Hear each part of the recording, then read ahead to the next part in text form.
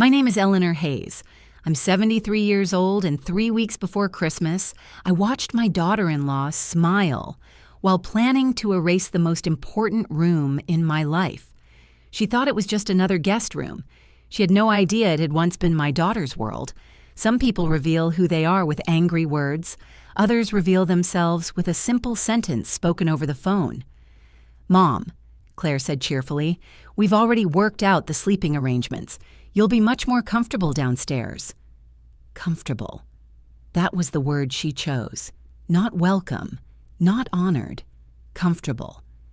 I thanked her, ended the call, and quietly opened the leather notebook that had stayed in my desk for almost 30 years. On a blank page, I wrote only 4 words. Claire doesn't know yet. Then I closed the notebook and made another cup of tea. I never argue while I'm emotional. I've learned that silence gives people enough room to expose themselves. 38 years earlier, my husband Michael and I built our lake house from scratch. We couldn't afford a famous architect, so I designed every room myself, every window, every hallway, every beam. The house followed the natural slope instead of fighting it. Visitors always called the lower level a basement. It wasn't. Large windows overlooked the water. Morning sunlight filled the rooms before the rest of the house even woke up. It was the brightest place on the property. Years later, when our daughter Emily became too weak to climb stairs, that room became hers. Her bed faced the lake. Every sunrise reached her before it reached anyone else. She passed away there one cold December morning. I never changed the room, not because I couldn't move on, because love doesn't expire. People who have never buried a child never understand that. Claire certainly didn't. She married my oldest son, Adam, 8 years ago. At first she seemed thoughtful, helpful, polite. Then little things started changing. She suggested replacing Emily's photographs because they looked old-fashioned. She asked whether the room could become a gym. Later, she wondered if knocking down one wall would create a better entertainment space. Each suggestion came wrapped inside a smile. Every smile felt colder than the last. I always answered the same way, no. Eventually, she stopped asking. Instead, she began acting as if the room already belonged to her. She started referring to it as the basement. Every time she said the word, I felt something tighten inside my chest. Words matter. The room wasn't underneath the family. It was the foundation of it. A week before Thanksgiving, I visited the Heart of Hope Foundation. 30 years earlier, I created it in Emily's memory. We helped families whose children suffered from congenital heart disease. Hospital travel, temporary housing, medical expenses insurance refused to cover. Most years, we managed to help only 4 or 5 families. It was never enough, but every child mattered. That afternoon, our accountant quietly knocked on my office door. Her face looked unusually pale. Eleanor. She placed several financial reports in front of me. I think something's wrong. Small transfers, thousands of dollars every few weeks, always approved by one person, Claire. At first I assumed bookkeeping errors. Then I noticed luxury boutique payments, jewelry stores, designer fashion, private travel. None of it belonged to the foundation. I spent the next 3 hours checking every transaction myself.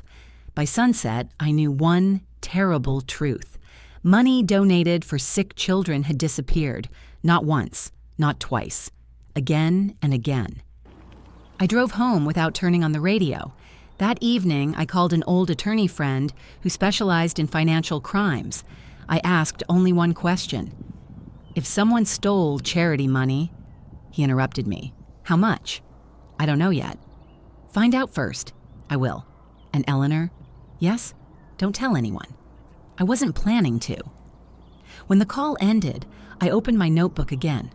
Below, Claire doesn't know yet. I wrote one more sentence. Measure everything. Say nothing.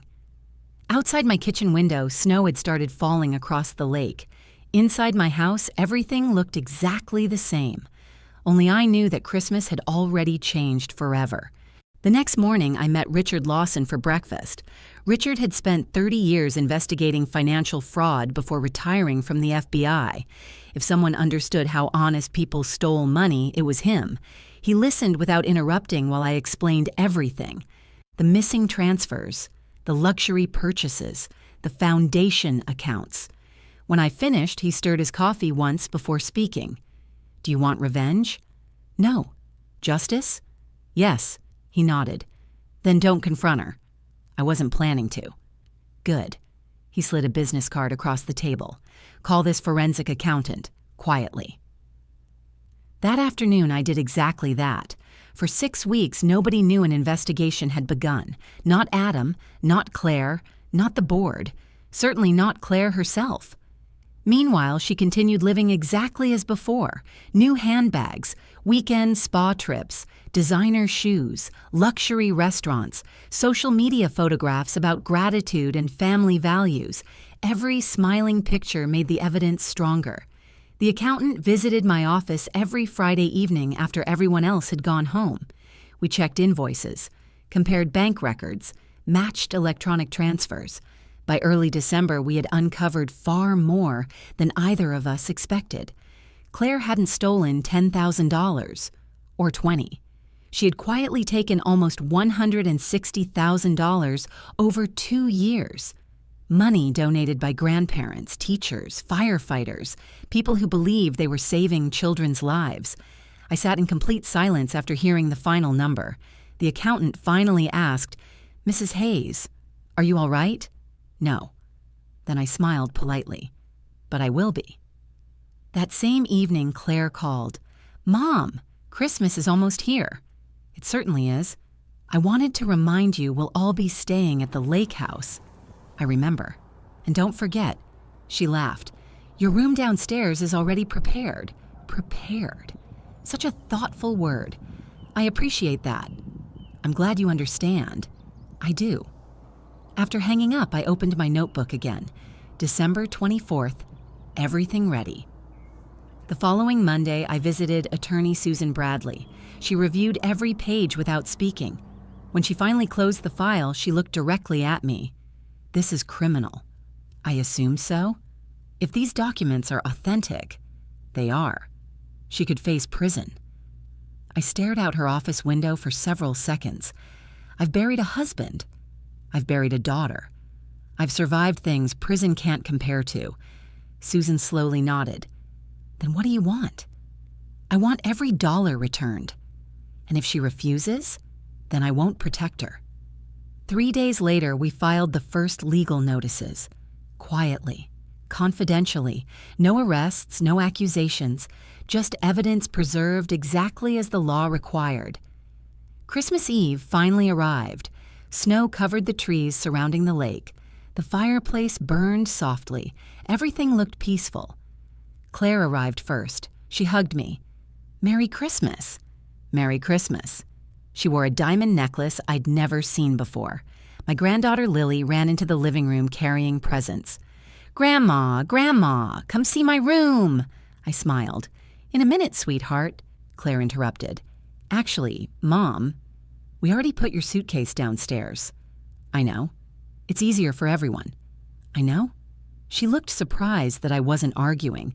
For months, she had prepared herself for resistance.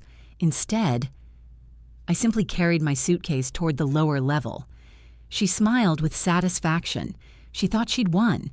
She didn't notice one small detail. The guest room she wanted me to sleep in wasn't empty anymore. When I opened the door, a little boy looked up from the bed. He couldn't have been older than 9. An oxygen tube rested beneath his nose. Beside him sat his exhausted mother. Both immediately stood. "I'm sorry," the woman whispered.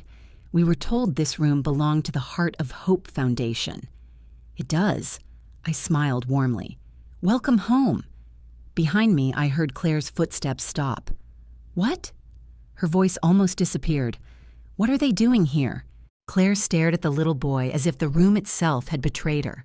She looked from him to me, then back again. "Mom, who are they?" I stepped inside. "This is Noah." The boy smiled shyly. "And this is his mother, Rachel." Rachel extended her hand. "We're guests of the Heart of Hope Foundation." Claire didn't shake it. She turned toward me. "They can't stay here. They already are. We're family. So are they. She laughed nervously. This isn't funny. I agree. Adam finally walked downstairs after hearing the voices. What's going on? I looked at my son. Close the door. Something in my voice made him obey immediately. The room became completely silent. I placed my leather notebook on the desk, then another folder, then another. Claire frowned. What is all this? The reason I asked everyone to come downstairs. Adam opened the first folder. His expression changed after only a few pages. What? He flipped faster. No. He looked directly at Claire. Tell me this isn't real. Claire's face turned pale. I can explain.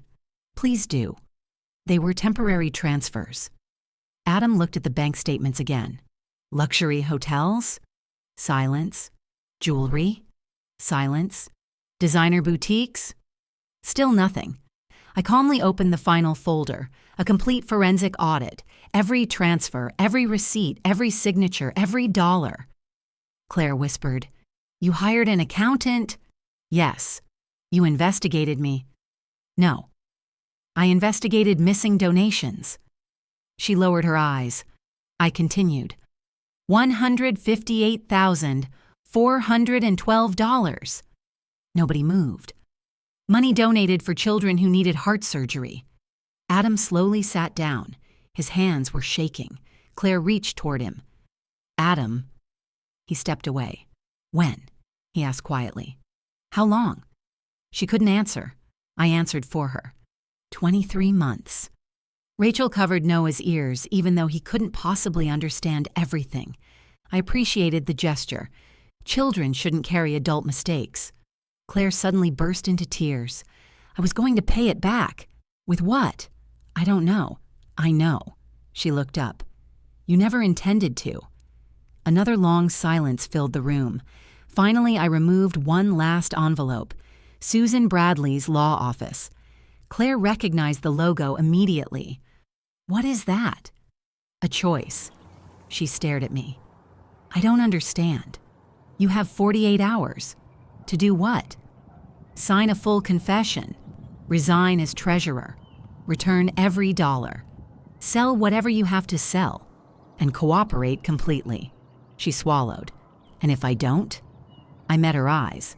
The criminal referral is already prepared. Adam looked at me. You were really going to... I already did. Claire collapsed into a chair. You'd send me to prison. No. You sent yourself there the day you stole from sick children. Nobody spoke after that. Not for a long time. Christmas dinner happened anyway. Noah laughed while opening presents. Rachel cried when she realized every gift under the tree had been bought for her son. For the first time that evening, the house actually felt peaceful. 2 days later, Claire signed everything, every confession, every resignation, every repayment agreement. She sold the jewelry, the luxury SUV, her investment account. Within 8 months, every stolen dollar had returned to the foundation. Adam divorced her the following year. He later admitted something that surprised me. I ignored too many warning signs because I didn't want to believe I married someone capable of this. I simply nodded.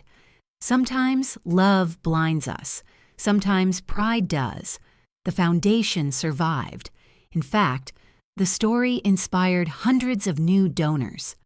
People trusted honesty more than perfection. Noah received the surgery he'd been waiting for. 9 months later, he visited the lake again. This time, he ran across the yard without stopping to catch his breath. He looked at me and smiled. I can race now. You certainly can. I watched him disappear toward the dock. For a moment, I imagined Emily running beside him. Maybe memories never truly leave us. Maybe they simply wait for someone else to carry them forward. That Christmas, I learned something I'll never forget. People think a family is protected by silence. It isn't.